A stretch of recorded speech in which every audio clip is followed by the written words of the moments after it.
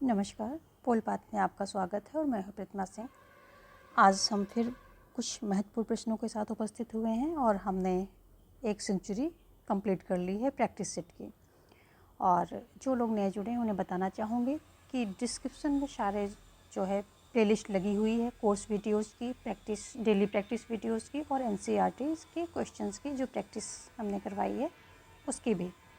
साथ में आपको बताना चाहूँगी कि आप टेलीग्राम लिंक वहीं डिस्क्रिप्शन में दिया गया है, तो आप उसे भी हमें उस पर जो है ज्वाइन कर सकते हैं, क्योंकि जो भी कोर्स वीडियोज़ मैं देती हूँ तो उसका PDF फॉर्म में वहीं मैं उसमें टेलीग्राम में अपलोड करती हूँ, तो वहाँ से आप सारे PDF फॉर्म में नोट्स अवेल कर सकते हैं। तो चलिए देखते हैं टाइम बर्बाद न करते हुए आज का पहला क्वेश्चन। और मैं माफ़ी चाहूँगी कि इतने दिनों का गैप हो रहा है, थोड़ा कुछ इश्यूज़ चल रहे हैं, इसलिए कुछ गैप हो जाते हैं बीच में। कोशिश करूँगी कि कंटिन्यू रहूँ, बट कभी कभी कुछ इश्यूज़ होने के कारण 1-2 गैप हो जाते हैं बीच में। चलिए देखते हैं आज का पहला क्वेश्चन। पहला क्वेश्चन कह रहा है, निम्न में से कौन सा कथन उचित नहीं है। आपको बताना है, ऑप्शन दिए गए हैं कौन सा कथन उचित नहीं है। भारत का राष्ट्रपति 5 साल की अवधि के लिए निर्वाचित किया जाता है। वह अपने पद से त्यागपत्र प्रधानमंत्री को सौंप सकता है। वह कोई लाभ का पद नहीं रख सकता है। वह संसद के किसी भी सदन का सदस्य नहीं होता है। तो कौन सा कथन जो है उचित नहीं है, यहाँ पर आपको ये बताना है, नहीं देखना है। ये इम्पॉर्टेंट है, जब भी क्वेश्चन आप पढ़ें अगर नहीं है तो उसे सर्कल कर लें, क्योंकि यहाँ पर अक्सर हम गलती कर जाते हैं। तो यहाँ नहीं पूछ रहा है, ऑप्शन बी आपका राइट आंसर हो जाएगा, क्योंकि इसमें जो है त्यागपत्र प्रधानमंत्री को देने की बात हो रही, जबकि ये गलत है। राष्ट्रपति अपना त्यागपत्र उपराष्ट्रपति को और उपराष्ट्रपति अपना त्यागपत्र राष्ट्रपति को सौंपते हैं, यानी कि दोनों एक दूसरे को देते हैं। और अनुच्छेद 52 में कहा गया है कि भारत का एक राष्ट्रपति होगा और कोई व्यक्ति राष्ट्रपति के रूप में तभी चुना जाएगा, यानी कि पात्रता उसकी बताई गई है कि वो भारत का नागरिक हो और 35 वर्ष की आयु पूरी कर चुका हो, लोकसभा सदस्य चुने जाने की योग्यता रखता हो। ये सारी बातें जो हैं अनुच्छेद 52 में बताई गई हैं। जबकि अनुच्छेद 56 की बात करें, 56(1), तो उसमें क्या है, राष्ट्रपति अपने पद ग्रहण की तारीख से 5 साल की अवधि तक मतलब अपने पद को धारण करेगा। और अनुच्छेद 61 के उपबंध है कि संविधान के अतिक्रमण के आधार पर महाभियोग चलाकर राष्ट्रपति को उसके पद से हटाया जा सकता है। ये अनुच्छेद 61 में बताया गया है। तो ये सारी बातें हैं अनुच्छेद 52 में बताया गया है, उसकी योग्यता बताई गई हैं। देख लेते हैं, अनुच्छेद 52 में योग्यता बताई गई हैं। और अगर हम बात करें अनुच्छेद 56(a) की, तो उसमें जो बताया गया है कि वो कितने टाइम तक पद ग्रहण रख सकता है, तो अनुच्छेद जो है 56 में बताया गया है कि 5 साल तक रह सकता है। जबकि 61 में बताया गया है कि उसे महाभियोग के द्वारा जो है राष्ट्रपति को उसके पद से हटाया जा सकता है। तो ये सारी बातें राष्ट्रपति से जुड़े हुए अनुच्छेद हैं। चलिए, यहाँ ऑप्शन जो है बी सही हो रहा है। देखेंगे अगला क्वेश्चन। हम कोशिश करेंगे कि आपका कॉन्सेप्ट क्लियर होता रहे, क्योंकि कॉन्सेप्ट क्लियर होगा तो आप कोई भी क्वेश्चन का आंसर देने में सक्षम होंगे। तो स्पेसिफिक हम क्वेश्चन पे ध्यान न देते हुए, फोकस न करते हुए, हम जो है कॉन्सेप्ट पर फोकस करते हुए चलेंगे। अगला क्वेश्चन कह रहा है, निम्न युग्मों में से कौन सा सही सुमेलित नहीं है। अगेन यहाँ पर नहीं की बात कर रहा है। अगला ए, राज्यों के उच्च न्यायालयों का संगठन संघ सूची, पुलिस राज्य सूची, मूल्य नियंत्रण समवर्ती सूची, स्टॉक एक्सचेंज राज्य सूची, या स्टॉक एक्सचेंज कह लें या फिर शेयर बाजार कह लें, राज्य सूची। तो जो राज्यों के उच्च न्यायालयों का संगठन, ये संघ सूची का विषय है। पुलिस जो है राज्य सूची का विषय है। मूल्य नियंत्रण किसका है, समवर्ती सूची का है।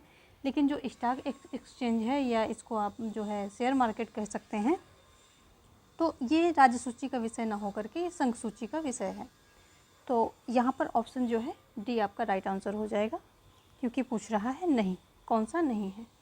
और ये शिक्षा, कानून व्यवस्था, ये समवर्ती सूची के विषय हैं।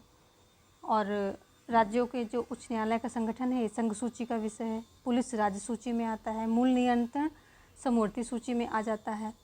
और जो है अगर हम बात करें कि कितनी सूचियों में कितने कितने विषय हैं, तो केंद्र सूची में 97 विषय हैं। और जो समवर्ती सूची है, इस पर केंद्र और राज्य दोनों जो है कानून बना सकते हैं। लेकिन इन केस कोई एक ही कानून पर दोनों बना लेते हैं कानून, एक ही सब्जेक्ट पर, एक ही विषय पर, तो वहाँ पर केंद्र के जो नियम होगा, कानून होगा, उसको प्राथमिकता दी जाएगी, यानी कि उसको प्रायोरिटी दी जाएगी। ऑप्शन डी यहाँ पर सही होगा। देखेंगे हम नेक्स्ट क्वेश्चन। नेक्स्ट क्वेश्चन क्या कह रहा है, निम्नलिखित में से कौन सा राज्य के उच्च न्यायालय का क्षेत्राधिकार नहीं है। अगेन यहाँ पर देखिए नहीं की बात कर रहा है। प्रारंभिक क्षेत्राधिकार, अपीली क्षेत्राधिकार, निरीक्षण क्षेत्राधिकार, परामर्श संबंधी क्षेत्राधिकार। तो यहाँ पर जो है नहीं पूछ रहा है उच्च न्यायालय के लिए, तो परामर्श संबंधी क्षेत्राधिकार जो है ये नहीं है, क्योंकि ये उच्चतम न्यायालय की क्षेत्राधिकार है। उच्चतम न्यायालय का ये क्षेत्राधिकार है, और जबकि ये तीनों उच्च न्यायालय तथा उच्चतम न्यायालय दोनों के हैं। और ये जो है अनुच्छेद 214 में बताया गया है कि उच्च न्यायालय और उसके गठन संबंधी उपबंधों का प्रावधान किया है किसने, 214 में। और जो 124 है, 124 में उच्चतम न्यायालय के और उसकी शक्तियों का वर्णन किया गया है। और जो परामर्श क्षेत्राधिकार है केवल उच्चतम न्यायालय के पास है, ये उच्च न्यायालय के पास नहीं है। और इसके अंतर्गत क्या होता है कि राष्ट्रपति उच्चतम न्यायालय से किसी विधिक या अन्य मुद्दे पर राष्ट्रपति की सलाह मांग सकता है। तो जो राष्ट्रपति होता है वो किसकी, जो उच्चतम न्यायालय का मुख्य न्यायाधीश है उसकी सलाह मांग सकता है, यानी कि उच्चतम न्यायालय से जो न्यायाधीश हैं उनकी सलाह मांग सकते हैं। तो ये जो है उच्चतम न्यायालय का क्षेत्राधिकार है। ऑप्शन डी यहाँ पर सही होगा। देखेंगे नेक्स्ट क्वेश्चन। कॉन्सेप्ट पर ध्यान दीजिए। क्वेश्चन तो घूम फिर के वही आने हैं, आपका कॉन्सेप्ट क्लियर होता है तो वो आपके लिए ज़्यादा बेनिफिशियल है, क्योंकि तब आप किसी भी तरह के क्वेश्चन करने में सक्षम होंगे। अगला क्वेश्चन कह रहा है निम्नलिखित में से कौन सा कथन माओ का नहीं है। नहीं की बात अगेन हो रही है। राजनीतिक शक्ति बंदूक की नली से उपजती है, कठोर परिश्रम के 3 वर्ष, खुशियों के 10,000 वर्ष, अणुबम वास्तविक शेर है, क्रांति एक रात्रिभोज आयोजन नहीं है। तो ये सभी जो मायों के सेंटेंस हैं, मायों के द्वारा कहे गए जो है वाक्य हैं। लेकिन जो है अणुबम को उन्होंने वास्तविक शेर ना कह करके उन्होंने पेपर टाइगर की संज्ञा दी है। उसे क्या बोला है, पेपर टाइगर।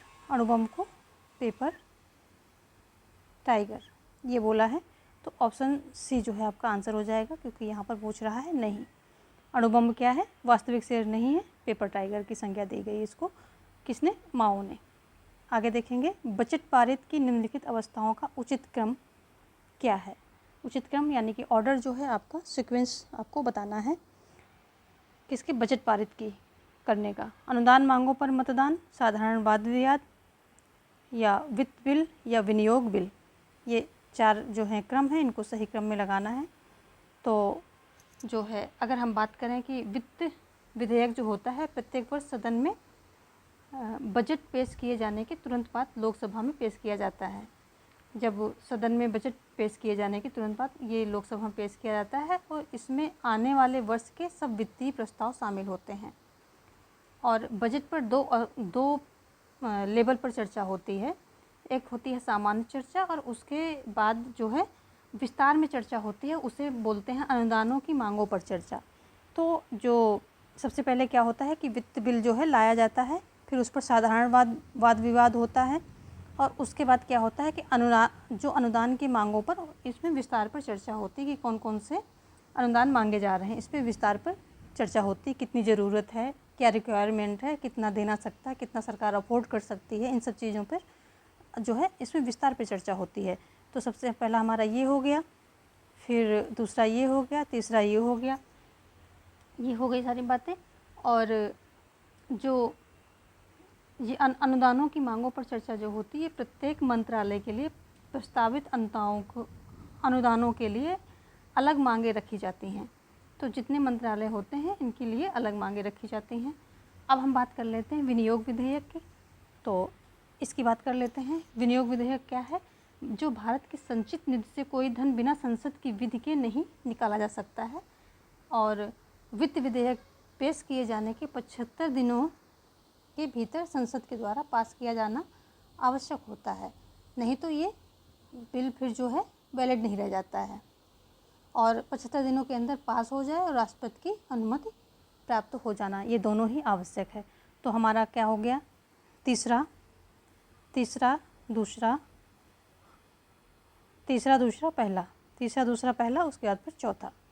तो तीसरा दूसरा पहला और चौथा, ऑप्शन बी यहाँ पर आपका सही हो जाएगा। सबसे पहले वित्त विधेयक लाया जाता है, फिर उस पर साधारण वाद विवाद होता है, फिर उस पर विस्तार पर चर्चा होती है, और विनियोग बिल जो है क्या है, ये एक अलग बात है। तो इसको चार पर हम चौथे स्तर पर रख देंगे कि ये भारत की संचित निधि से संबंधित है, जिसमें जो है संसद की विधि के बिना कोई धन निकाला नहीं जा सकता है। आगे देखेंगे हम, मिन्नो बुक सम्मेलन कब हुआ था। जो ये मिन्नो बुक सम्मेलन है ये कब हुआ था, 1966 में, 1967 में, 68 में या 1969 में, ये हुआ कब था ये पूछ रहा है। तो जो ये पहला मिनो बुक सम्मेलन है ये 1968 में हुआ था, और अगर हम दूसरा बात करें तो दूसरा हुआ था 1988 में, और अमेरिका में संपन्न हुआ था। इन दोनों का संबंध नवीन लोक प्रशासन है इसके विकास से है। तो इनका संबंध जो मिनो ब्रुक सम्मेलन है इसका संबंध किसका है, नवीन लोक प्रशासन से इसका जो है संबंध है। और 68 में जो है इसका जो पहला हुआ था, पहले की बात हो रही है, 1968 में हुआ था, और दूसरा हुआ था 1988 में। तो अगर हम सेकंड मिनो ब्रुक की बात करें, ब्रुक सेकंड इसकी बात करें तो ये कब हुआ था, 1988 में हुआ था। ये हुआ था 1988 में, अमेरिका में हुआ था। पहला 1968 में हुआ था, यानी कि 10 साल बाद जो है 1988 में हुआ था, अमेरिका में हुआ था। तो ये हमारा ऑप्शन सी जो है यहाँ पर सही हो जाएगा। देखेंगे हम नेक्स्ट क्वेश्चन, निम्नलिखित युग्मों में से कौन सा सही सुमेलित नहीं है। जो ऊपर वाला क्वेश्चन है ये लोक प्रशासन के उसमें अंतर्गत ये क्वेश्चन यहाँ से बन सकता है। निम्नलिखित युग्मों में से कौन सा सही सुमेलित नहीं है। अगर अगेन ये नहीं की बात कर रहा है, धारा 17 छुआछूत का उन्मूलन बिल्कुल सही है। धारा 21 जीवन व व्यक्ति स्वतंत्रता की रक्षा बिल्कुल सही है। धारा 24 प्राथमिक शिक्षा का अधिकार, तो ये यहाँ पर गलत लग रहा है। चलिए अगला देखते हैं, पूरे ऑप्शन पहले देखते हैं। धारा 29 अल्पसंख्यकों की संस्कृति की रक्षा, तो यहाँ डी भी सही लग रहा है, तो सारे यहाँ पर सही हैं। ऑप्शन जो सी है ये शोषण के विरुद्ध अधिकार के तहत ये कारखानों में बाल नियुक्ति पर प्रतिबंध से संबंधित है, यानी कि ये जो है बाल श्रम, जो बाल श्रम है उससे संबंधित है। तो ऑप्शन नहीं पूछ रहा है तो यही आपका सही आंसर हो जाएगा, क्योंकि ये बाल श्रम से संबंधित है। और ये कहता क्या है कि मतलब जो है 14 वर्ष से जो कम के बच्चे हैं उनको खतरनाक वाली जगहों पर इनको काम पे नहीं, जॉब पे नहीं रखा जा सकता, ये बात ये बताता है। तो यहाँ पर और जो 21 का है ये जो प्राथमिक शिक्षा का अधिकार है, तो ये एक मौलिक अधिकार बना दिया गया है और 21 का के अंतर्गत दिया गया है। जो प्राथमिक शिक्षा का अधिकार है तो ये क्या है, 21 का के अंतर्गत कर दिया गया है। 21 क्या है, जीवन और व्यक्ति स्वतंत्रता का अधिकार है कि रक्षा, इससे संबंधित है। और 21 में का सबसेक्शन का जो है ये प्राथमिक शिक्षा का अधिकार से संबंधित है, जबकि जो 24 है ये बाल श्रम से संबंधित है। ठीक है, ऑप्शन सी यहाँ पर सही हो रहा है अकॉर्डिंग टू क्वेश्चन। आगे देखेंगे हम 8 क्वेश्चन। 8th क्या कह रहा है, अध्यक्षात्मक शासन प्रणाली जिस सिद्धांत पर कार्य करती है वह है शक्तियों का पृथक्करण, शक्तियों का सम्मिश्रण, सामूहिक उत्तरदायित्व, शक्तियों का विभाजन। तो अध्यक्षात्मक शासन प्रणाली क्या है, शक्तियों के पृथक्करण सिद्धांत पर आधारित है। और इसमें सरकार के तीनों अंग जो होते हैं, जो कार्यपालिका, न्यायपालिका और विधायिका, इन तीनों में शक्तियाँ बटी होती हैं। साथ ही ये अपने अपने फील्ड में स्वतंत्र होते हैं। और इसके साथ ही इसमें एक और व्यवस्था की गई है कि अवरोध एवं संतुलन के सिद्धांत पर ये व्यवस्था कार्य करती है, अवरोध एवं संतुलन। और जो मॉन्टेस्क्यू हैं, इन्होंने अपनी पुस्तक स्पिरिट ऑफ द लॉज में शक्ति पत्र के सिद्धांत का प्रतिपादन किया है। किसने, मॉन्टेस्क्यू ने। मॉन्टेस्क्यू, इन्होंने, इनकी बुक देख लेते हैं, spirit of the laws, spirit of the laws. ये इनकी पुस्तक है, इसी में इन्होंने शक्ति के पृथक्करण का सिद्धांत जो है दिया है। और शक्ति के पृथक्करण का सिद्धांत अगर पूरी तरह से फॉलो किया जाता है तो वो संयुक्त राज्य अमेरिका में फॉलो किया जाता है सबसे अच्छी तरीके से। आगे देखेंगे यहाँ पर जो है ऑप्शन ए आपका सही हो रहा है। नेक्स्ट देखेंगे, निम्नलिखित में से किस साधन तरीके द्वारा मंत्री का ध्यान जनहित विषय की तरफ लाया जाता है? अल्पकालिक चर्चा, ध्यान आकर्षण प्रस्ताव, आधे घंटे की चर्चा, निंदा प्रस्ताव।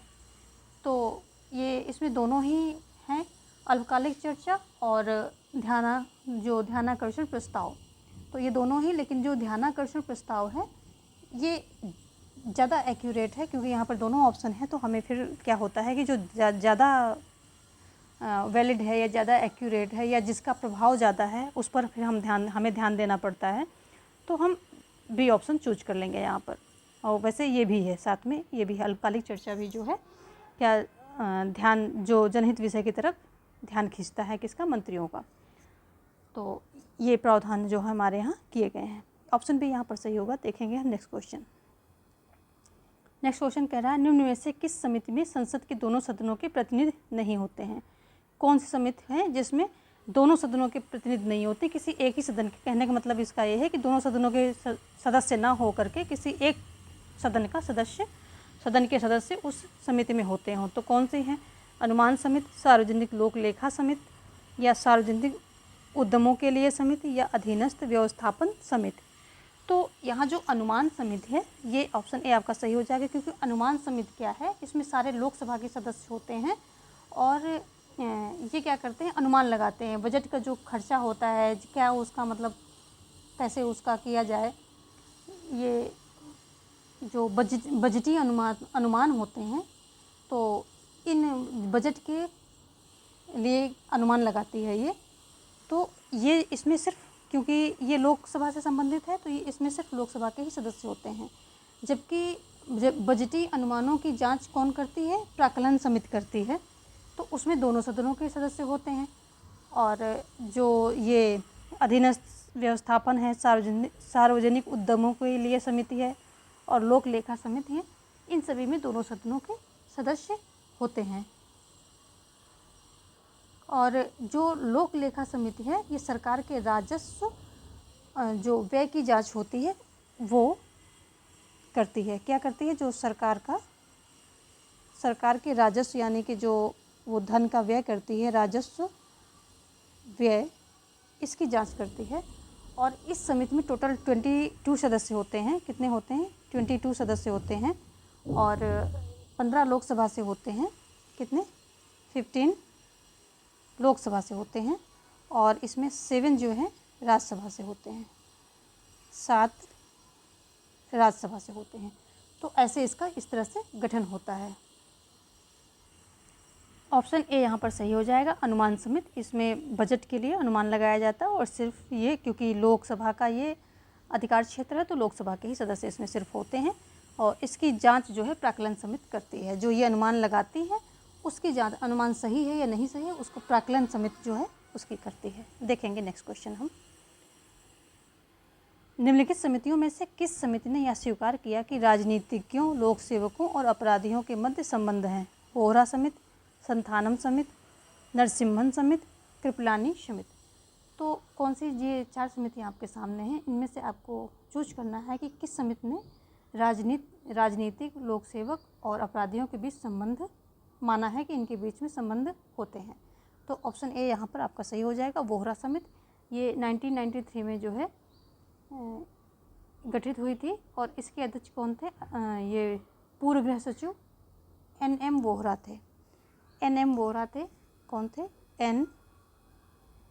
NM वोहरा, ये पूर्व गृह सचिव थे और 1993 में ये गठित हुई थी। और इन्होंने ही स्वीकार किया था कि राजनीतिज्ञों, लोक सेवकों और अपराधियों के मध्य संबंध होते हैं।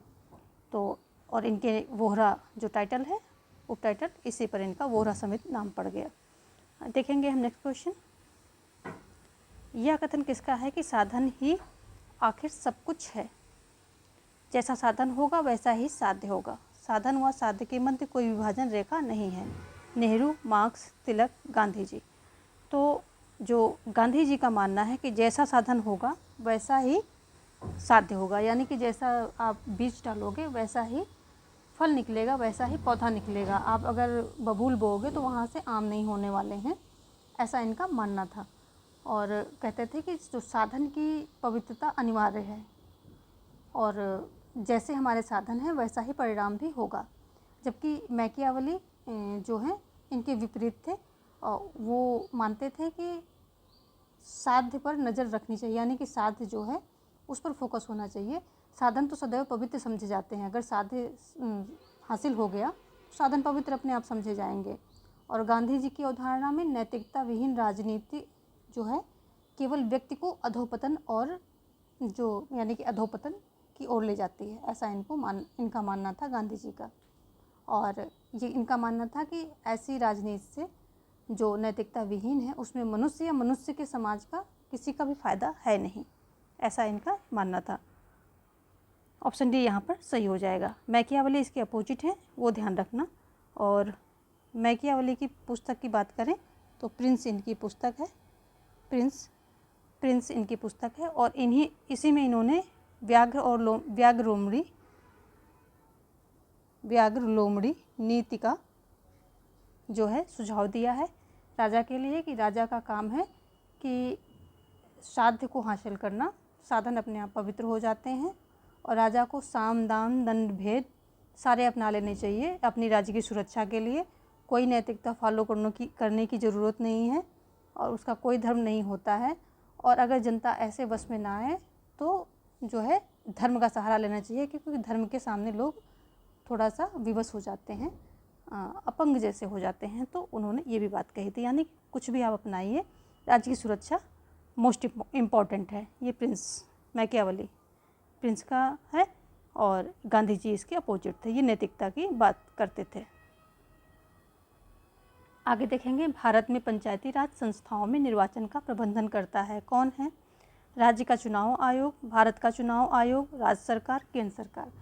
तो यदि हम पंचायती राज संस्थाओं के निर्वाचन की बात करें तो ये दिया गया है अनुच्छेद 43 के सबसेक्शन 1 में दिया गया है। किस में दिया गया देख लेते हैं। अनुच्छेद 243 का जो के है इसका सबसेक्शन 1 इसमें दिया गया है कि पंचायतों के लिए कराए जाने वाले सभी निर्वाचन जो हैं, इनकी निर्वाचन नामावली तैयार करना और निर्वाचनों का संचालन, निर्देशन, नियंत्रण, ये सभी क्या होंगे? राज्य निर्वाचन आयोग में निहित होंगे, यानी कि राज्य निर्वाचन आयोग के द्वारा करवाए जाएंगे, जिसका एक निर्वाचन आयुक्त होगा, यानी कि राज्य का एक निर्वाचन आयुक्त होगा और इसकी नियुक्ति राज्यपाल के द्वारा होगी।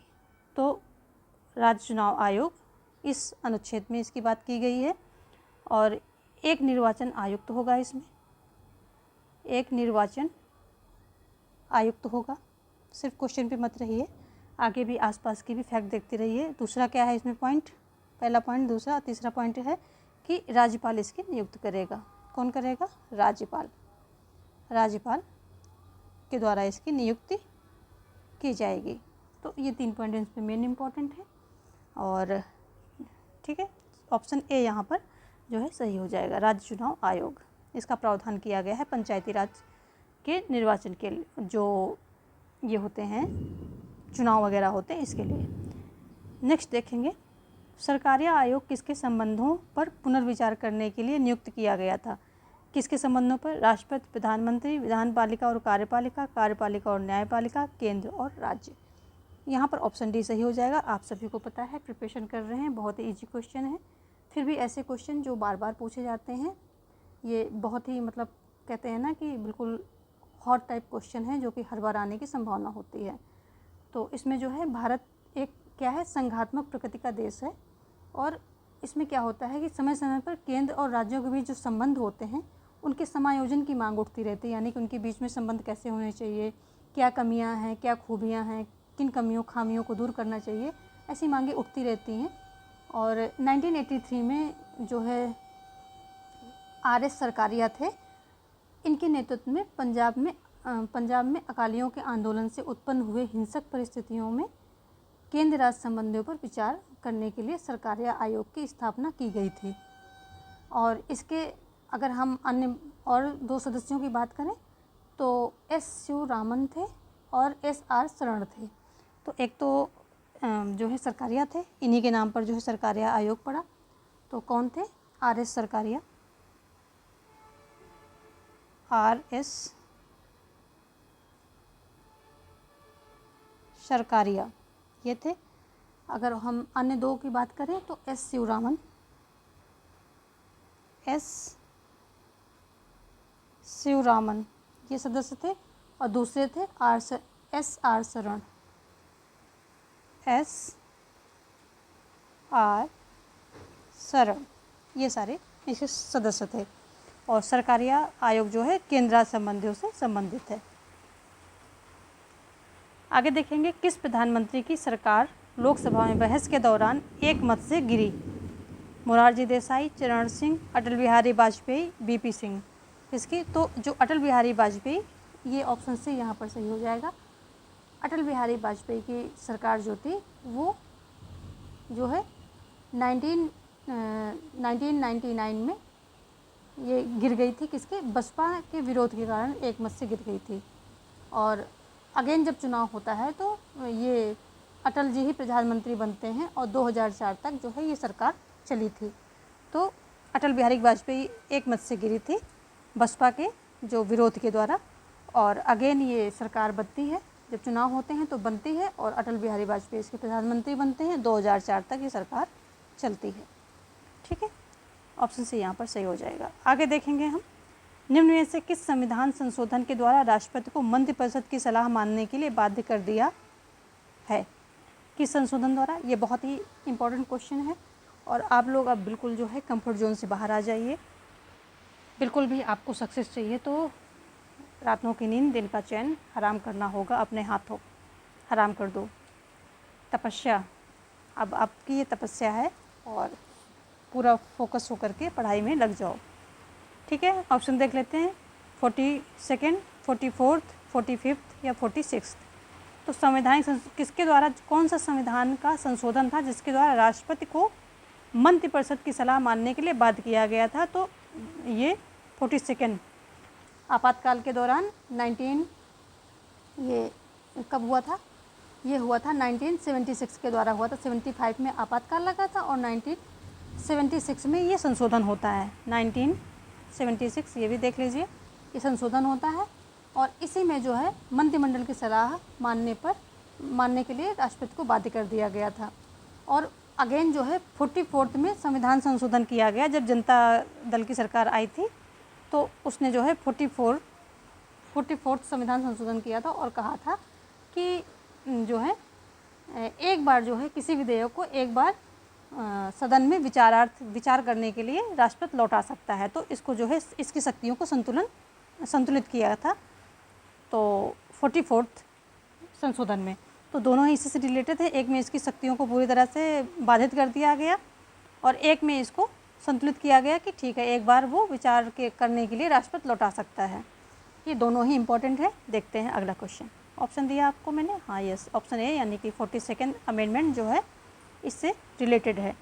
अगला देखेंगे, निम्नलिखित में से कौन यह फैसला करता है कि कोई बिल धन बिल है या नहीं? लोकसभा या स्पीकर, राज्यसभा का अध्यक्ष, भारत का राष्ट्रपति, संसदीय मामलों का मंत्री। तो आप लोग तैयारी कर रहे हैं, पेपर भी काफ़ी नज़दीक आ गए हैं, इतना तो आपको पता होगा ही कि कोई बिल धन विधेयक है या नहीं है, ये जो है लोकसभा का स्पीकर तय करता है। हालांकि जो ये धन विधेयक होने के लिए ये आवश्यक है उसमें अनुच्छेद 110 या उससे संबंधित मामलों का उपबंध हो। ऐसा वहाँ ज़रूरी है कि 110 या उससे संबंधित मामलों का उपबंध हो, लेकिन अंतिम रूप से धन विधेयक है या नहीं ये लोकसभा का अध्यक्ष तय करता है। स्पीकर कह लें या अध्यक्ष कह लें, यही तय करता है। नेक्स्ट देखेंगे हम, निम्नलिखित में से कौन सा कार्ल मार्क्स का कथन नहीं है? नहीं की बात कर रहा है। राज्य का लोप हो जाएगा, एक वर्ग रहित एवं राज्य रहित समाज होगा, पूंजीवाद अपनी कब्र स्वयं खोदता है और वैश्वीकरण पूंजीवाद का दूसरा रूप है। तो अगर हम मार्क्स के चिंतन की बात करें तो इनके अनुसार पूंजीवाद व्यवस्था प्रभुत्वशाली वर्ग के हितों के अनुसार काम करती है और धीरे धीरे समाज के अन्य वर्ग निर्धन हो जाएंगे। तो उनको जब ये इतने निर्धन हो जाएंगे कि ये सामान खरीदने की हालत में ही नहीं होंगे तो क्या होगा कि उत्पादन खरीदने वाला बाजार नहीं रह जाएगा। ऐसी अवस्था में कई छोटे पूंजीपति जो होते हैं ये बर्बाद हो जाएंगे और ये पूंजीपति भी किसमें, सर्वहारा में शामिल हो जाएंगे। और इस तरह से क्या होता है कि पूंजीवाद जो है अपनी कब्र स्वयं खोदता है, यानी कि वो इतना ज़्यादा उत्पादन करेगा और फिर सर्वहारा वर्ग का शोषण करेगा, निर्धन हो जाएंगे, उनको इतना निर्धन कर देगा कि बाजार रह ही नहीं जाएगा, खरीदार रह ही नहीं जाएंगे, तो पूंजीपति भी बर्बाद होकर के सर्वहारा में शामिल हो जाएंगे। तो वहाँ क्या हो जाएगा कि सर्वहारा जो पूंजीवाद है ये अपनी कब्र स्वयं खोदता है। अगला क्या कहता है कि समाज कहते हैं कि अंतर्विरोध समाप्त हो जाएगा। जब ये सब सर्वहारा ज़्यादा वहाँ पर हो जाएंगे, सब पूंजीपति जो बर्बाद होकर सर्वहारा में शामिल हो जाएंगे तो एक ही वर्ग बचेगा, तो अंतर्विरोध समाप्त हो जाएगा, न वर्ग होगा और ना ही वहाँ पर राज्य होगा, ना ही राज्य की कोई आवश्यकता होगी, सब कुछ समाप्त हो जाएगा। और जो ये लास्ट ऑप्शन है तो साम्राज्यवाद पूंजीवाद का उच्चतम व्यवस्था है, ये तथ्य जो है लेनिन के द्वारा दिया गया है। यहाँ वैश्वीकरण दिया है।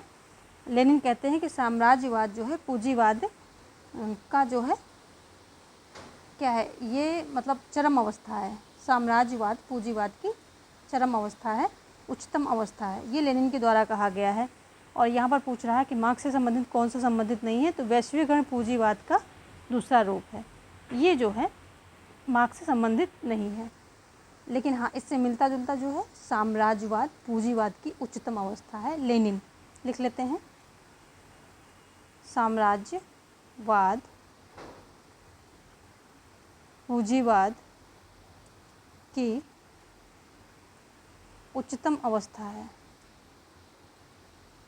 है, ये किसका है, ये लेनिन महोदय का सेंटेंस है, काफ़ी फेमस है।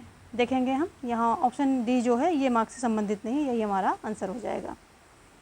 यह कथन किसका है कि प्राकृतिक अवस्था में जीवन एकाकी, दरिद्र, अपवित्र, असभ्य और क्षणिक था। हॉब्स का, लॉक का, रूसो का, मैकियावेली का, किसका था? तो ये संबंध जो है ऑप्शन ए यहाँ पर सही हो जाएगा, हॉब्स महोदय का से संबंधित है ये कथन। क्योंकि जो हॉब्स होते हैं, हॉब्स महोदय थॉमस हॉब्स जिसको बोलते हैं, तो ये बताते हैं कि प्राकृतिक दिशा में किसी के लिए कुछ भी निश्चित नहीं होता है, इसमें न्यायपूर्ण और अन्यायपूर्ण की धारणाओं के लिए कोई स्थान नहीं होता है और प्रत्येक मनुष्य को प्रत्येक वस्तु पर जो है अधिकार होता है, परंतु सामाजिक और कानूनी मान्यता के अभाव में ये अधिकार निरर्थक हो जाते हैं और वहाँ हालत क्या हो जाती है, जिसकी लाठी उसकी भैंस, यानी कि शक्तिवान के लिए का सब कुछ, ऐसा हो जाता है। ऐसी घोर अवस्था में प्रत्येक मनुष्य भय से त्रस्त है, ऐसा हॉब्स का जो है प्राकृतिक अवस्था है। और लॉक की बात करें तो लॉक ने जो अपनी उसकी पुस्तक है the treatise of civil government, इसमें बताया है कि सद्भावना और विश्वास की अवस्था थी। ये कैसी अवस्था थी? सद्भावना और विश्वास की, सद्भावना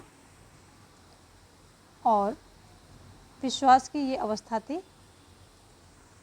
और इसी में जो है इन्होंने किया था, क्या किया था कि ये सद्भावना और विश्वास की अवस्था थी, प्राकृतिक अवस्था का चित्रण किया है और सामाजिक संविदा का भी इसमें वर्णन किया है। Two treatise on civil government, ये इनकी पुस्तक है। और अगर हम रूसो की बात करें तो रूसो महोदय सोशल कॉन्ट्रैक्ट के अनुसार, सोशल कॉन्ट्रैक्ट में इन्होंने अपने विचार दिए हैं और इसके अनुसार प्राकृतिक दशा में व्यक्ति प्राकृतिक सुषमा का आनंद लेते थे, यानी कि प्रकृति से जुड़े हुए थे और उसमें आनंदित थे। इन्होंने जो है उस अवस्था को आदर्श बर्बर की अवस्था दी है रूसो ने। और फिर ये बताते हैं कि रीति रिवाजों परंपराओं के जन्म से जो है क्या होता है, ये इंसान जो है, मनुष्य जो है बेड़ियों में जकड़ जाता है, ऐसा बताते हैं, रूसो का मानना है। इनकी बुक है सोशल कॉन्ट्रैक्ट, ये इनकी पुस्तक का नाम है। हॉब्स की है लेवियाथन, ये इनकी पुस्तक का नाम है। और इनकी है two treatise on civil government है। मैकियावेली की क्या है? प्रिंस है, मैकियावेली की प्रिंस पुस्तक नाम है इनकी पुस्तक का। और इसी में व्याघ्र और लोमड़ी की नीति का इन्होंने जो है प्रतिपादन किया है और बताया है कि सभी जो है साधन पवित्र हो जाएंगे यदि साध्य मिल जाता है, तो साध्य हासिल हो जाता है। तो ये मैकियावेली की बात है। ठीक है, आगे ये यहाँ पर ऑप्शन जो है आपका ए सही हो जाएगा। देखेंगे हम नेक्स्ट क्वेश्चन। नेक्स्ट क्वेश्चन कह रहा है कि एकात्मक शासन की विशेषता है लिखित व कठोर संविधान, संविधान की सर्वोच्चता, दोहरी नागरिकता, सभी शक्तियाँ केंद्र में निहित हैं। तो एकात्मक शासन में जो है सभी शक्तियाँ केंद्र में निहित होती हैं, ये ऑप्शन डी यहाँ पर सही हो जाएगा। और ए बी डायसी जो है, बात कर लेते हैं ए बी डायसी की। इनके अनुसार जो ए बी डायसी है, इनके अनुसार ये क्या बताते हैं कि एकात्मकता ऐसे राजनीतिक संगठन का संकेत देती है जिसमें एक केंद्रीय शक्ति नियम पूर्वक सर्वोच्च विधायी सत्ता का प्रयोग करती है। एकात्मक व्यवस्था वाले राज्य हैं, अगर कौन कौन से हैं तो वो बताएंगे हम। UK, France, Belgium, Sri Lanka, Italy इत्यादि, ये एकात्मक व्यवस्था वाले राज्य हैं। तो कौन कौन से हैं एकात्मक व्यवस्था वाले राज्य? एक तो हो गया यूके, दूसरा हो गया बेल्जियम, तीसरा हो गया फ्रांस, चौथा हो गया Italy.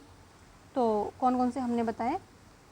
UK, France, Belgium, Italy, Sri Lanka भी ले लेते हैं, इसी में आता है एकात्मक व्यवस्था में श्रीलंका। ये सभी जो हैं एकात्मक व्यवस्था वाले राज्य हैं। और जो हमने परिभाषा भी बताई है उसको आप वीडियो को रिपीट करके सुन सकते हैं, ए बी डायसी द्वारा दी गई है। देखेंगे हम नेक्स्ट क्वेश्चन। राज्य का जन्म जीवन की आवश्यकताओं के लिए हुआ है और सुखी जीवन के लिए विद्यमान है। ये शब्द किसके हैं? प्लेटो के हैं, अरस्तु के हैं, लास्की के हैं, गार्नर के हैं। तो ये मैंने कई बार बताया है कि ये शब्द जो हैं अरस्तु से संबंधित हैं। तो यहाँ पर ऑप्शन बी जो है सही हो जाएगा। अरस्तु के अनुसार, अरस्तु कहते हैं राज्य का जन्म जीवन की आवश्यकताओं के लिए हुआ है और सुखी जीवन के लिए ये विद्यमान रहेगा, ऐसा अरस्तु के द्वारा जो कहा जाता है। दोनों ही जो है राज्य के नैतिक रूप को स्वीकार करते हैं, प्लेटो और अरस्तु। लेकिन प्लेटो क्या कहते हैं, अगर इनका सेंटेंस देखें तो राज्य जो है, प्लेटो कहते हैं राज्य व्यक्ति का वृहद रूप है, जबकि प्लेटो कहते हैं राज्य व्यक्ति से पूर्व है। तो यहाँ पर पूर्व हो जाएगा अरस्तु के साथ और बृहद हो जाएगा जो है प्लेटो के साथ। लास्की क्या है? लास्की बहुलवादी हैं। क्या है? ये एक बहुलवादी विचारक है और लोक कल्याणकारी राज्य के ये प्रवर्तक माने जाते हैं। लोक कल्याणकारी राज्य के ये प्रवर्तक माने जाते हैं और लोक कल्याणकारी राज्य का पूर्व सूचक ग्रीन, TH ग्रीन को माना जाता है। गार्नर की बात कर लेते हैं। तो गार्नर जो है आंतरिक संप्रभुता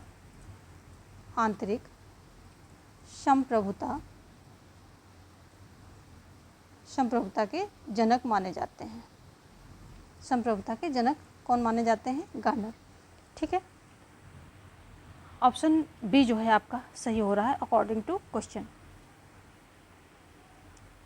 मूल्यों का आधिकारिक विभाजन, राजनीति की यह परिभाषा निम्नलिखित में से किसने दी? जो मूल्यों का आधिकारिक विभाजन है, इसे परिभाषा भी कह सकते हैं, सिद्धांत भी कह सकते हैं, किसके द्वारा ये दिया गया है? Robert Dahl, Laski, David Easton, Plato, इसके द्वारा दिया गया है। तो ये जो है डेविड ईस्टन के द्वारा दिया गया है। ये व्यवहारवादी सिद्धांतकार हैं। डेविड ईस्टन जो है व्यवहारवादी सिद्धांतकार के अंतर्गत ये आते हैं और इनकी पुस्तक है political system in inquiry in the state of political science. फिर से सुन लें, political system in inquiry, political system and inquiry in the state of political science, ये इनकी पुस्तक का नाम है। और इसी में जो है इन्होंने राजनीतिक प्रणाली को डिस्क्राइब किया है और ये बताते हैं कि ये जो है राजनीतिक प्रणाली किसी समाज के अंदर उन अंतःक्रियाओं की प्रणाली को कहते हैं जिसके माध्यम से अनिवार्य आधिकारिक आवंटन किए जाते हैं, ऐसा इनका मानता है। और ये बताते हैं कि जो राजनीतिक प्रणाली को सामाजिक जीवन से मांग और समर्थन प्राप्त होते हैं और यह प्रणाली नीति और निर्णय बनाकर उन्हें निर्गत के रूप में पर्यावरण की ओर प्रभावित करती है। इसको एक चित्र से समझ लेते हैं। चलिए पहले ऑप्शन देख लेते हैं। ऑप्शन डी यहाँ आपका सही हो जाएगा। चित्र समझते हैं। ये हो गया, ठीक है, ये हमारा क्या हो गया? समाज हो गया। यहाँ से क्या होता है? आगत यानी कि जो मांग होती हैं और समर्थन मांग जो है यहाँ से क्या होते हैं कि उठते हैं, और यहाँ से फिर क्या है, ये राजनीतिक हमारी प्रणाली है, या कह सकते सरकार कह ले, कुछ भी कह लीजिए, तो इसके अंदर जाते हैं। फिर यहाँ से क्या होता है, अगर ये आगत यानी जो आने वाली मांग है, डिमांड है, ये लगता है कि ठीक हैं या सरकार उनको पूरा कर सकती है, सक्षम है पूरा करने में, तो यहाँ से क्या होता है, ये नीतियाँ और निर्णय बन कर के निकलते हैं, समाज में ऐसे निकलते हैं। ठीक है, नीतियाँ, तो ये निर्गत हो जाते हैं, निर्गत। तो इस तरह से इन्होंने अपने सिद्धांत को दिया है, आगत निर्गत। ये इनका है कि कुछ समाज में जो है डिमांड होती है, फिर वो सरकार या राजनीतिक दलों तक पहुंचती है, फिर वहाँ से डिसीजन मेकिंग होती है, कानून बनते हैं, नीतियाँ बनती हैं, और वो बाहर आते हैं। ऐसे जो है डिमांड आती जो है अगेन डिमांड आती रहती है, फिर उनकी जो है नीतियाँ निर्माण होते रहते हैं अगर हो सकते हैं, फिर वो डिमांड बन करके आती हैं दूसरी, फिर उनकी ऐसे ये सब क्रम जो है चलता रहता है। ठीक है, यहाँ पर ये हो गया। और लास्की की बात कर लेते हैं। अभी भी हमने बात की, ये लोक कल्याणकारी राज्य के जो है प्रवर्तक हैं। प्लेटो की बात कर लें तो प्लेटो जो है दार्शनिक राजनीतिक विज्ञान के जनक माने जाते हैं, और अरस्तु को राजनीतिक विज्ञान का जनक माना जाता है, और मैकियावेली को आधुनिक राजनीतिक विज्ञान का जनक माना जाता है। देख लेते हैं ये भी, प्लेटो को दार्शनिक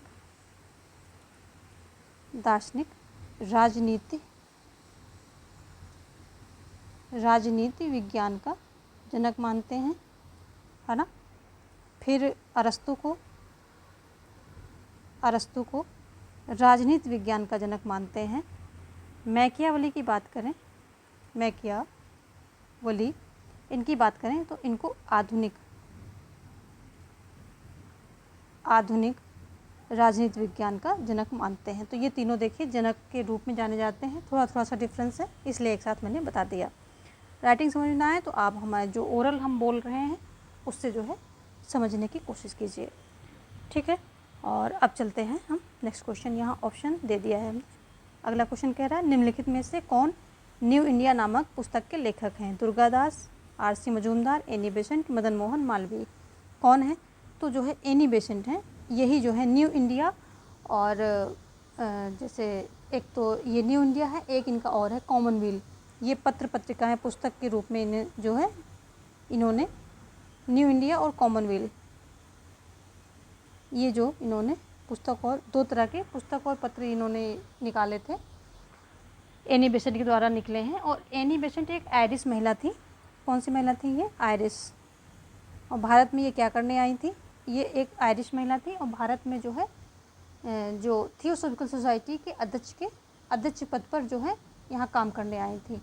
और ये भारत की संस्कृति से काफ़ी प्रभावित थी। जो आंदोलन थे, राष्ट्रीय आंदोलन, उससे जुड़ी, और कॉमनवेल्थ तथा न्यू इंडिया जैसे पत्र और पुस्तक इन्होंने निकाले। और बनारस में 902 में इन्होंने सेंट्रल हिंदू स्कूल की स्थापना की थी, और 1916 में तिलक जी के साथ होम रूल आंदोलन का नेतृत्व भी किया था। और ये ध्यान रखने वाली बात है कि होम रूल आंदोलन जो था, जो उसके संस्थापक अध्यक्ष यही थी। आंदोलन और जो संस्था बनाई थी उसके संस्थापक अध्यक्ष ये खुद ही थी। और तिलक भी अपने अपने एरिया में थे, ये अलग एरिया में थी, वो अलग एरिया में थे, दोनों अपने अपने जो संस्था थी होम रूल से संबंधित, उससे संस्थापक अध्यक्ष थे। आगे देखेंगे हम। मार्क्स ने द्वंद्ववाद का सिद्धांत किससे लिया है? लॉक से, रूसो से, हीगल से, ग्रीन से। किससे लिया है? तो हीगल से लिया है। और इन्होंने जो है ये हीगल से लिया है, और ये बताते हैं कि हीगल के लिए चेतना महत्वपूर्ण थी। ये इसमें डिफरेंस है, लिया तो हीगल से है, लेकिन मार्क्स के लिए पदार्थ। मार्क्स के लिए क्या था? पदार्थ जो है मेन था, और इनके लिए चेतना मेन थी। इनका मानना था कि जो है ये प्रत्येक अवस्था में, कहते हैं कि कुछ निहित अंतर विरोध होते हैं, अतः उसकी विरोधी अवस्था प्रतिवाद। तो ये बताते हैं कि वाद, प्रतिवाद और फिर संवाद ये होता है। कोई अवस्था होती है वाद, उसको जो एंटी में बातें उठती हैं वो प्रतिवाद, और फिर दोनों का जो निकलता है निष्कर्ष वो संवाद, जो सत्य बचता है वो संवाद। तो ये इनका मानना है मार्क्स का। और चेतना इनसे संबंधित है, ये पदार्थ को जो है इम्पोर्टेंट मानते हैं। और हीगल कहते हैं कि ये मार्क्स कहते हैं कि जो हीगल का जो ये था द्वंद्ववाद था, ये सर्केबल था, मैंने उसे सीधा कर दिया, ऐसा इनका मानना है। तो ये हीगल से संबंधित है, सिद्धांत जो है हीगल से लिया हुआ है। थोड़ा सा अंतर है, सिर्फ ये हीगल जो है चेतना पर ध्यान देते हैं ज़्यादा, और ये पदार्थ पर, मार्क्स जो है पदार्थ पे। अगर हम लॉक की बात करें तो लॉक जो है उदारवाद के जनक इनको माना गया है, लॉक को। और टू ट्रीटीज ऑन गवर्नमेंट जो है इनकी पुस्तक का नाम है, इसी में ही इन्होंने अपने जो सामाजिक संविदा का सिद्धांत दिया है। रूसो की बात करें, सोशल कॉन्ट्रैक्ट इनकी पुस्तक है। और जनरल विल यानी कि सामान्य इच्छा का सिद्धांत इन्होंने दिया है, सामान्य इच्छा की अवधारणा इन्होंने प्रस्तुत की है। ग्रीन की बात करें, सकारात्मक उदारवाद के जनक हैं और ब्रिटिश आदर्शवाद के भी ये जनक माने जाते हैं। और ब्रिटिश आदर्शवाद को ऑक्सफोर्ड के नाम से जाना जाता है, ऑक्सफोर्ड दर्शन के नाम से जाना जाता है। ये सारी रिलेटेड चीज़ें हो गई, और ऑप्शन जो है सी यहाँ पर सही हो जाएगा। अगला क्वेश्चन है, G8 देशों का सदस्य निम्नांकित में से कौन नहीं है? इटली, फ्रांस, जापान, चीन। तो ऑप्शन डी यहाँ पर सही हो जाएगा, क्योंकि यहाँ पूछ रहा है नहीं। तो चीन जो है G8 देशों का जो है सदस्य नहीं है। ये एक G8 जो मंच है, ये अंतर्राष्ट्रीय मंच है, और इस मंच की स्थापना फ्रांस के द्वारा 1975 में हुई थी। किसके द्वारा हुई थी? फ्रांस के द्वारा हुई थी, 1975 में हुई थी। और जब इसकी स्थापना हुई थी तो इसमें सारे जो है इसमें विश्व के 6 सबसे धनी राष्ट्र शामिल किए गए थे। कौन कौन से थे? France, Germany, Italy, France, Germany, Italy और जापान, ब्रिटेन और संयुक्त राज्य अमेरिका। जापान, ब्रिटेन और यूएसए यानी संयुक्त राज्य अमेरिका, ये सारे इसके सदस्य थे 6 जब ये बना था 1975 में। और ये विश्व के सबसे धनी देश थे। आगे देखेंगे हम, निम्नलिखित में से किसने जीवन के अधिकार को, स्वतंत्रता के अधिकार को और संपत्ति के अधिकार को प्राकृतिक अधिकार के अंतर्गत माना है? हॉब्स ने, लॉक ने, रूसो ने या मिल ने? तो ये जो है ऐसा मानने वाले लॉक महोदय हैं। इन्होंने जो है जीवन, स्वतंत्रता और संपत्ति के अधिकार को प्राकृतिक अधिकार माना है, और इसमें इन्होंने जो है संपत्ति का अधिकार जो है इसको सबसे ज़्यादा महत्व दिया है। इसी के अंतर्गत ये दोनों ही, और अन्य दो जो जीवन और स्वतंत्रता, ये दोनों अधिकार इसके अंतर्गत समाहित किए गए हैं। तो और इन्होंने ये बातें सारी अपनी पुस्तक two treatise on civil government पे स्पष्ट की हैं, सारी बातें इन्होंने। और ये कहते हैं कि ये सारी प्राकृतिक अवस्था में ये सारे अधिकार लोगों के पास थे, और जब ये राजनीतिक अवस्था में आते हैं, लोग प्राकृतिक अवस्था से राजनीतिक समाज में आते हैं, तो ये अधिकार अपने साथ लेकर के आते हैं। और इनको कोई भी सरकार, कोई भी जो है फिड्यूसरी सरकार, या इसको ट्रस्ट, लॉ के भाषा में ट्रस्ट बोलते हैं, ये कोई भी ट्रस्ट, कोई भी सरकार, कोई भी फिड्यूसरी जो है इसको छीन नहीं सकती है, अधिकार उसको नहीं है छीनने का। और यदि इन जो है बातों का उल्लंघन कोई सरकार करती है तो जनता को पूरा हक है कि उसको हटा करके नई सरकार ले आए। हॉब्स के अनुसार जो है प्राकृतिक अवस्था बहुत ही भयावह थी, और लेवियाथन इनकी पुस्तक है। और रूसो के अनुसार आदर्श बर्बर जो है, लोग प्राकृतिक अवस्था का आनंद लेते थे, आदर्श बर्बर जो है उस अवस्था का जो है इन्होंने बोला है। वहाँ के मतलब जो नागरिक थे, मतलब लोग थे, वो आदर्श बर्बर थे, और निजी संपत्ति की उत्पत्ति से सारी चीज़ें बिगड़ती हैं। और सोशल कॉन्ट्रैक्ट इनकी पुस्तक है। जनरल विल यानी कि सामान्य इच्छा का जो है अवधारणा इन्होंने दी है। मिल की बात करें तो जो है नकारात्मक स्वतंत्रता के ये प्रबल समर्थक हैं। ऑन लिबर्टी इनकी पुस्तक है, इसी में ही इन्होंने स्वतंत्रता संबंधी अपने विचार दिए हैं। और सब्जेक्शन ऑफ वुमेन इनकी दूसरी इम्पॉर्टेंट पुस्तक है, जिसमें इन्होंने वुमेन के अधिकारों की बात की है, यानी कि महिलाओं के एम्पावरमेंट की बात की है। हमने सभी टॉपिक टच किए। ऑप्शन आपका यहाँ पर लेकिन हो रहा है बी सही। देखेंगे हम अगला क्वेश्चन क्या कह रहा है? अगला क्वेश्चन कह रहा है कि निम्नलिखित में से कौन स्वराज पार्टी से संबंधित था? डॉक्टर राजेंद्र प्रसाद, सरदार पटेल, मोतीलाल नेहरू या जवाहरलाल नेहरू? तो ऑप्शन सी यहाँ पर सही हो जाएगा, मोतीलाल नेहरू। जो असहयोग आंदोलन है, जब ये असफल हो जाता है तो ये क्या होते हैं कि कुछ लोग जो है कुछ अलग तरीके से सरकार के अंदर घुस करके, यानी कि पार्टी बना करके सरकार के अंदर जो है घुस करके सरकार की आलोचना या उनके कार्यों में हस्तक्षेप करना चाहते थे, इसलिए इन्होंने पार्टी बनाई और पार्टी बनाकर चुनाव भी लड़े। तो मोतीलाल नेहरू इससे संबंधित हैं। अन्य बात अगर जो है दूसरे सदस्यों की हम बात करें तो इसमें जो है विट्ठल भाई पटेल, तेज बहादुर सप्रू, चित्तरंजन दास, ये सभी थे। तो देख लेते हैं, चित्तरंजन दास और सप्रू कौन से? तेज बहादुर सप्रू, तेज बहादुर सप्रू और विट्ठल भाई, ये अन्य सदस्यों की बात मैं कर रही हूँ कि ये अन्य सदस्य थे। ऑप्शन सी यहाँ पर सही होगा अकॉर्डिंग टू क्वेश्चन। आगे देखेंगे, संवैधानिक सरकार का अभिप्राय क्या है? सीमित शासन, यहाँ पर दो ऑप्शन मिलते जुलते हैं, चलिए इसको छोड़ते हैं, आगे देखते हैं। निम्नलिखित में से सकारात्मक स्वतंत्रता का समर्थक कौन है? T H. Green, Karl Marx, J S. Mill, H. Laski. यहाँ सकारात्मक जो है स्वतंत्रता की बात हो रही है, तो टी.एच. ग्रीन ने सकारात्मक स्वतंत्रता के जो है ये समर्थक माने जाते हैं और इन्होंने जो है बताया है कि सकारात्मक स्वतंत्रता ऐसी स्वतंत्रता है जो करने योग्य कार्यों की बात करती है और पाने योग्य वस्तुओं की स्वतंत्रता है, ऐसी ये स्वतंत्रता है। और इनके अनुसार जो है स्वतंत्रता व्यक्ति के विकास का आवश्यक साधन है। यह व्यक्ति को नैतिकता के परम विकास के माध्यम से उसके व्यक्तित्व की सार्थकता का बोध कराने में सहायक है।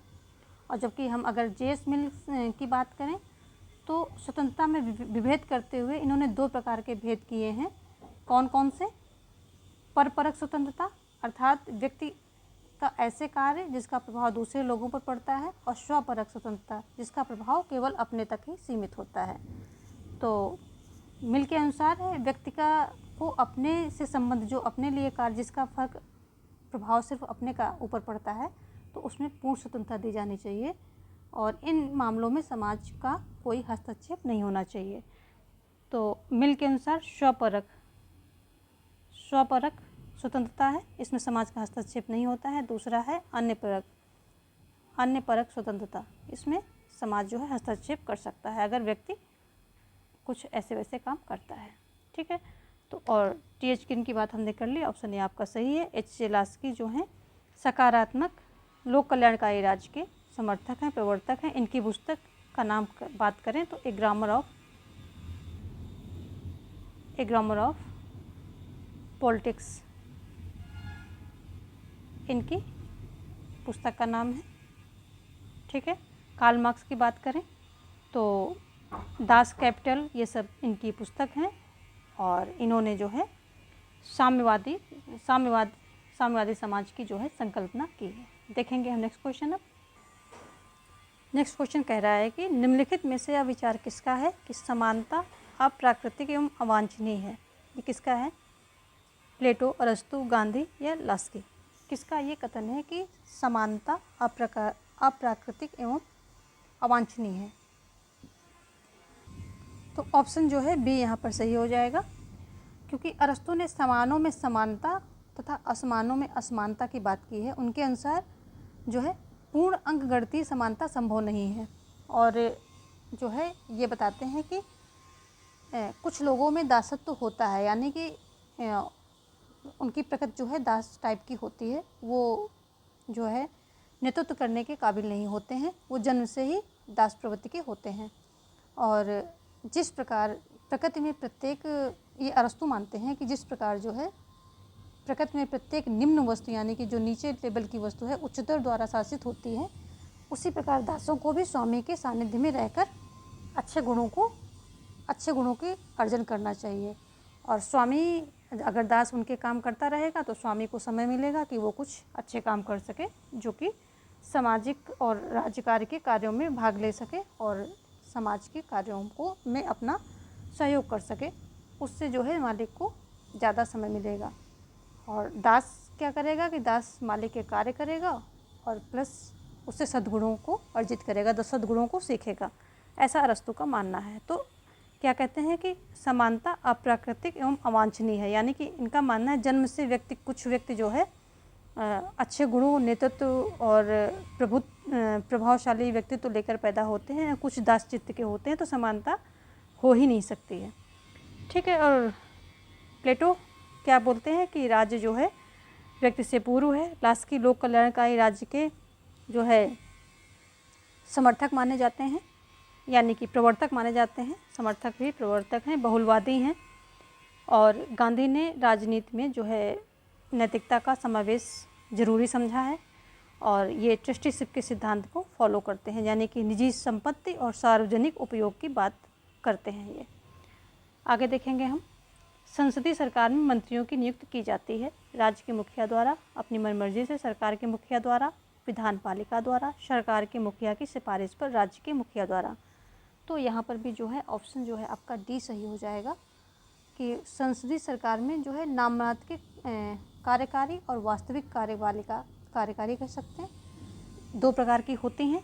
कौन सी? नाम मात्र की कार्यपालिका, नाम मात्र, और वास्तविक दो प्रकार की कार्यपालिका होती है और दोनों में अंतर होता है। और जो वास्तविक कार्यपालिका होती है उसका अगर हम बात करें, उसका जो प्रमुख होता है वो बहुमत दल का नेता होता है और वास्तविक कार्यकारी के जो है सिफारिश पर राज्य के मुखिया के द्वारा जो है मंत्री परिषद की नियुक्त की जाती है, यानी कि मंत्रियों की नियुक्ति की जाती है। तो ऑप्शन जो है डी आपका यहाँ पर सही हो जाएगा। सरकार के मुखिया की सिफारिश पर राज्य के मुखिया द्वारा जो है मंत्रियों की नियुक्ति की जाती है। तो ऑप्शन डी यहाँ पर सही हो जाएगा। देखेंगे नेक्स्ट क्वेश्चन क्या कह रहा है। निम्न में से किसने विकास फंदे की बात की है? लुसियन पाई ने, फ्रेडरिक्स ने, मायरन विनर ने या एडवर्ड सिल्स ने? किसने किया है? तो जो फ्रेडरिक्स हैं इन्होंने विकास के फंदे की बात की है और ये कहते हैं कि जो उत्तर औपनिवेशिक युग है ये इसमें क्या है, इन्होंने बताया कि पश्चिमी होड़ में जो है, जो विकास का पश्चिमी होड़ है, इसमें जो 9 स्वतंत्र राज्य हैं ये सभी दौड़ लगा रहे हैं और इस चक्कर में इन्होंने अपने प्राकृतिक संसाधनों का भरपूर दोहन कर रहे हैं और इस प्रक्रिया में इन राष्ट्रों का और अधिक शोषण होता है और वे निरंतर जो है गरीब बनते जा रहे हैं, यानी कि पहले से गरीब थे, प्राकृतिक जो उनके पास संसाधन है उनका दोहन करके वो और गरीब बनते जा रहे हैं। तो ये फ्रेडरिक्स जो है विकास फंदे यानी कि उत्तर औपनिवेशिक युग पर अपने इन्होंने विचार दिए हैं। विकास के फंदा यानी कि ये एक प्रकार से ट्रैप, डेवलपमेंट ट्रैप की बात करते हैं ये। आगे देखेंगे हम।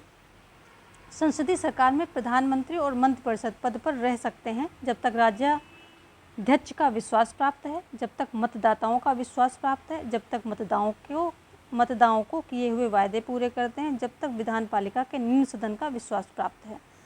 तो यहाँ पर भी जो है ऑप्शन डी सही हो जाएगा, जब तक विधान पालिका के निम्न सदन यानी कि लोकसभा का विश्वास प्राप्त है और जैसे ही सरकार जो है गिरती है तो इसको फिर से अपना जनता के सामने जाना पड़ता है और जीत कर आना होता है। तो इसकी अगर हम बात कर लें, संसदीय सरकार की विशेषताओं की बात कर लें तो संसदीय विशेषताओं की बात करें हम तो कौन कौन सी है? प्रतीकात्मक राज्याध्यक्ष यानी जैसे हमारा राष्ट्रपति होता है और राजनीतिक कार्यपालिका जो होती है वो विधानमंडल का अंग होती है और जिसका अस्तित्व विधानमंडल के समर्थन पर आश्रित होता है और जो राष्ट्रपति होता है उसका निर्वाचन क्या होता है? निर्वाचक मंडल के द्वारा होता है, यानी कि जो राज्य का मुखिया होता है उसका निर्वाचन निर्वाचक मंडल के द्वारा होता है। और यहीं पर हम अध्यक्षीय सरकार की बात करें तो सरकार का अध्यक्ष प्रतीकात्मक और यथार्थ दोनों होता है। इसका क्या होता है? प्रतीकात्मक होता है, प्रतीकात्मक।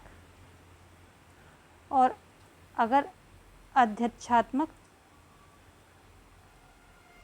प्रणाली की बात करें तो इसका प्रतीकात्मक और यथार्थ दोनों होता है। इसमें ये बात ध्यान रखने वाली है कि वही सरकार का जो होता है प्रमुख होता है वही राष्ट्र का भी अध्यक्ष होता है।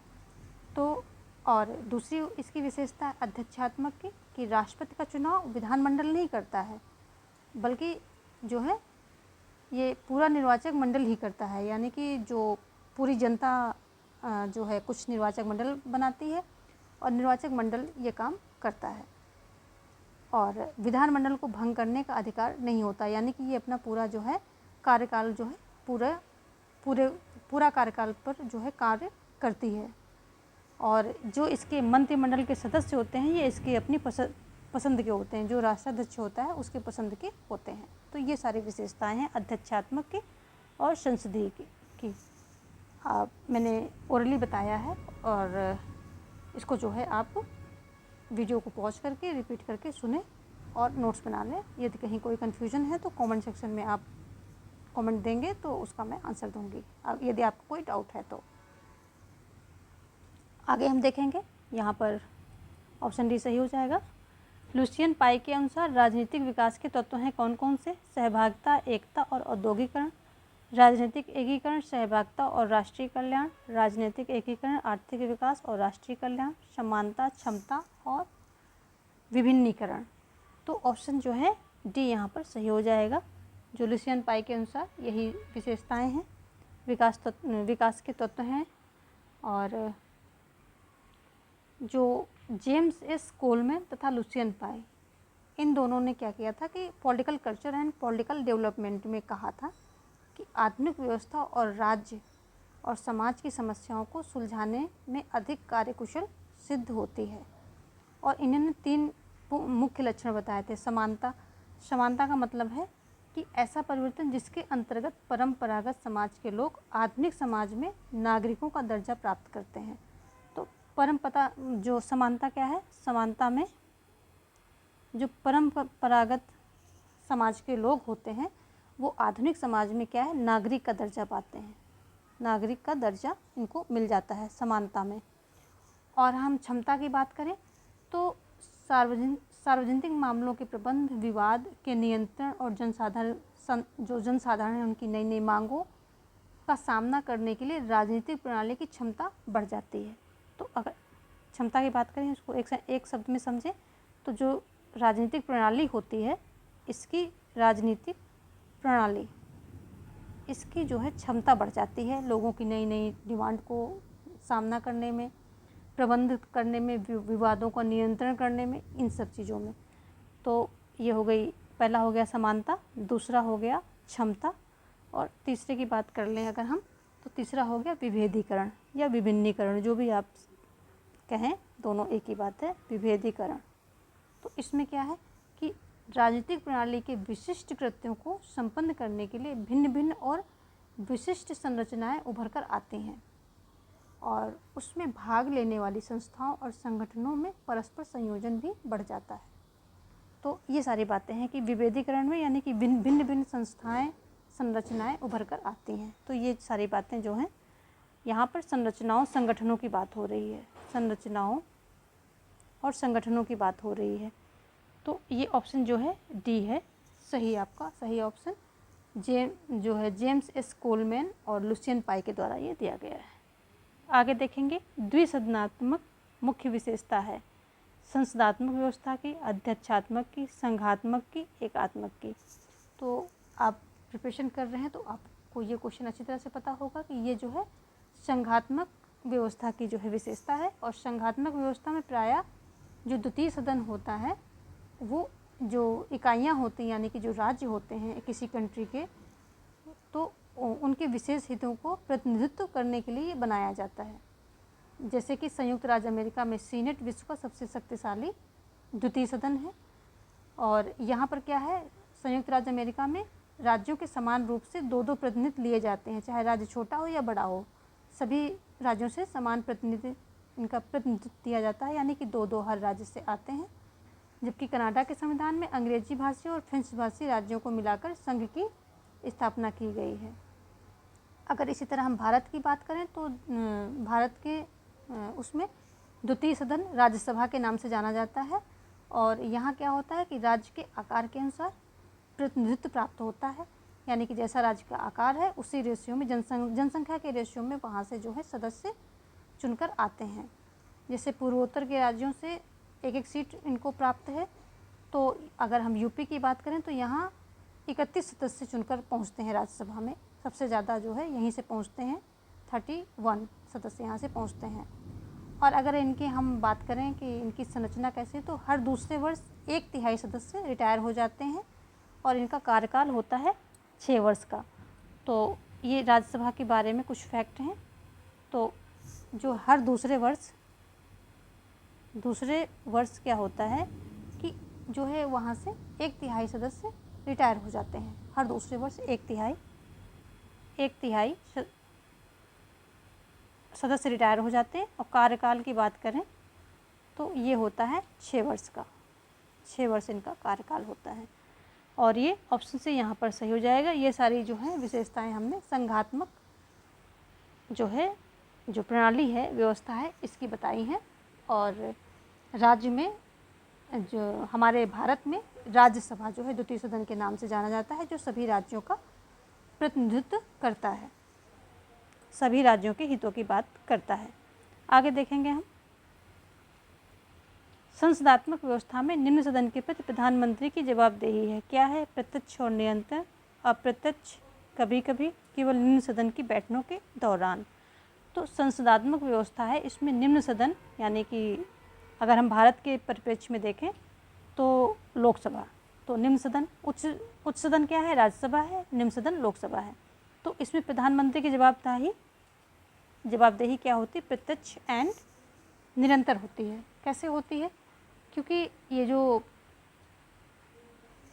संसदात्मक व्यवस्था है, इसमें होता क्या है कि निम्न सदन जनता के प्रत्यक्ष निर्वाचित सदस्यों का सदन होता है। यानी कि जनता जो है प्रत्यक्ष रूप से अपने जो प्रतिनिधि होते हैं उनको निर्वाचित करके इस सदन में भेजती है। जैसे कि भारत का निम्न सदन लोकसभा है, जो सरकार पर विधायी नियंत्रण रखता है। और सरकार का मुखिया प्रधानमंत्री होता है, जो अपनी सरकार की तरफ से निम्न सदन में प्रत्यक्ष और निरंतर जवाबदेह होता है। तो ऑप्शन जो है यहाँ पर ए सही हो जाएगा। अगला क्वेश्चन है, निम्नलिखित में से कौन सी अध्यक्षात्मक व्यवस्था की मुख्य विशेषता है? सामूहिक उत्तरदायित्व, निश्चित अवधि, विधानपालिका के प्रति जवाबदेही, या नाम मात्र का राज्याध्यक्ष। अध्यक्षात्मक व्यवस्था की बात हो रही है। तो अभी भी हमने इसकी जो है विशेषता की बात की थी। तो उसमें था कि राष्ट्रपति जो है यथार्थ और नाम मात्र दोनों प्रकार की कार्यपालिका के रूप में या कार्यकारी के रूप में देखा जाता है। और इसका जो है अवधि इसकी निश्चित होती है, मंत्रियों की नियुक्ति अपने मनपसंद तरीके से करता है। ये सब इसकी विशेषता बताई थी। तो उसमें से एक ये जो निश्चित अवधि है, ये निकल कर आपका आंसर आ रही है, उसी जो हमने एक्सप्लेनेशन दिया था उसी में से। तो निश्चित अवधि ये आपका आ रहा है, क्योंकि अध्यक्षीय सरकार की प्रमुख विशेषता है कि मुख्य कार्यकारी अपने कार्यों और अवधि की दृष्टि से सुनिश्चित कार्यकाल का उपयोग करती है। यानी कि जैसे कि ये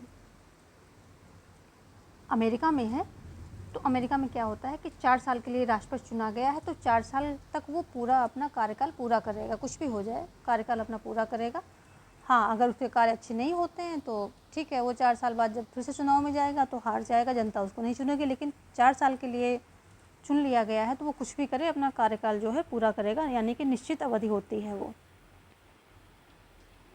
ये नाम मात्र का जो है राष्ट्राध्यक्ष, ये जैसे संसदात्मक व्यवस्था की ये जो है विशेषता होती है। इसमें जैसे हमारे भारत की बारे में बात करें तो राष्ट्रपति नाम मात्र का राष्ट्राध्यक्ष होता है। और सामूहिक उत्तरदायित्व की जो मंत्रिमंडल में सामूहिक उत्तरदायित्व की भावना पाई जाती है। विधानपालिका के प्रति जवाबदेही भी होती है। ये सारी बातें इससे संबंधित हैं। जोन ऑफ इंडिफरेंस की संकल्पना का संबंध किससे है? जोन ऑफ इंडिफरेंस, तो इंडिफरेंस का मतलब क्या होता है? इसका मतलब होता है लापरवाही। थोड़ा सा आप अगर इसको समझते चलेंगे तो अच्छा रहेगा। इंडिफरेंस, जोन मतलब कोई ऐसा एरिया जो कि लापरवाही का एरिया है, तो जोन ऑफ इंडिफरेंस। तो लापरवाही का एरिया की बात अगर शुद्ध हिंदी में हम जाएं तो लापरवाही का जोन या एरिया, तो वो इससे संबंधित संकल्पना किसकी है, तो किससे संबंधित है, जो ये संकल्पना है ये किससे संबंधित है, शक्ति से, निर्णयन से, सत्ता से, नेतृत्व से, किससे है, तो ये अथॉरिटी यानी कि ये सत्ता से संबंधित है। जोन ऑफ इंडिफरेंस ये जो है सत्ता से संबंधित है। और इसकी जो ये धारणा है इसके प्रतिपादन चेस्टर बर्नार्ड ने किया था। इसका जो है चेस्टर बर्नार्ड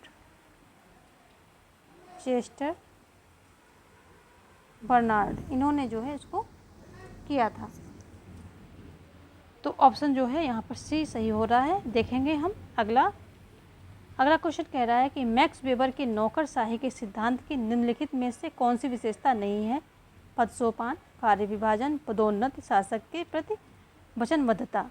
तो जो शासन के प्रति वचनबद्धता है यही जो है मैक्स वेबर की नौकरशाही की विशेषता नहीं है। क्योंकि जो मैक्स वेबर की नौकरशाही है वो तर्कसंगत है, यानी कि तर्कसंगता के सिद्धांत पर आधारित है। और इसमें जो है 5 अभिग्रह संरचना के बारे में और 8 प्राधिकार के बारे में दिए गए हैं। तो इसमें पद सोपान, कार्य विभाजन, पदोन्नति ये सब आते हैं, जबकि शासक के प्रति वचनबद्धता ये सब जो है इसमें नहीं आता है।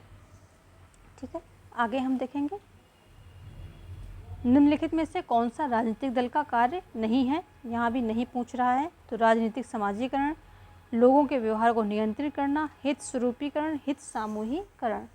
तो इसमें जो है अगर हम बात, तो ये बी जो लोगों के व्यवहार को नियंत्रित करना ये जो है राजनीतिक दल का कार्य नहीं है।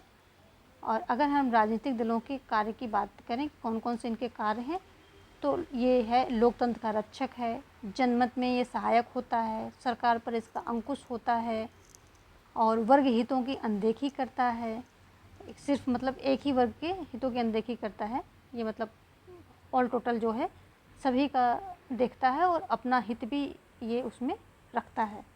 राष्ट्र एकता में ये सहायक होता है, स्थिरता में सहायक होता है, नागरिक चेतना में ये सहायक होता है, क्योंकि ये जो है सरकार की खूबियाँ अगर संबंधित है, राजनीतिक दल सरकार से ही संबंधित है तो वो खूबियाँ बताएगा, अगर अपोजिशन है तो वो कमियां बताएगा। तो नागरिक चेतना को ये जागरूक करता है यानी कि बढ़ाता है। और आलोचना का भय होता है, इसमें नागरिकों का व्यापक दृष्टिकोण बनाना इसका काम होता है। रचनात्मक कार्यों में सहायता करना ये भी इसका काम है। प्रशासनिक एकता प्राप्त जो कार्य होते हैं इसमें सहयोग करना। तो ये सारे जो है राजनीतिक दलों के कार्य हैं। तो इसमें जो है लोगों के व्यवहार को नियंत्रित करना ये इसका कार्य नहीं है। बाकी हित समूहीकरण, हित स्वरूपीकरण, राजनीतिक समाजीकरण ये सभी जो है इसके कार्यों में आ जाते हैं। तो आज के 40 क्वेश्चंस हमने कवर किए हैं और उम्मीद है कि आपका कॉन्सेप्ट यहाँ से क्लियर हुआ होगा। क्वेश्चन तो आप करते ही होंगे, बुक्स में होते हैं, कई जगह दिए होते हैं, लेकिन मेरा ध्येय ये रहता है कि आपका कॉन्सेप्ट क्लियर हो ताकि आप हर तरह के क्वेश्चन करने में सक्षम बने। तो अगर ये वीडियो यूजफुल लगी हो तो लाइक और शेयर करना बिल्कुल मत भूलना, और सब्सक्राइब करके ऑल पर क्लिक कर लें ताकि मेरी सारी वीडियोस जो मैं अपलोड करती हूँ उसकी नोटिफिकेशन आप तक पहुँचती रहे।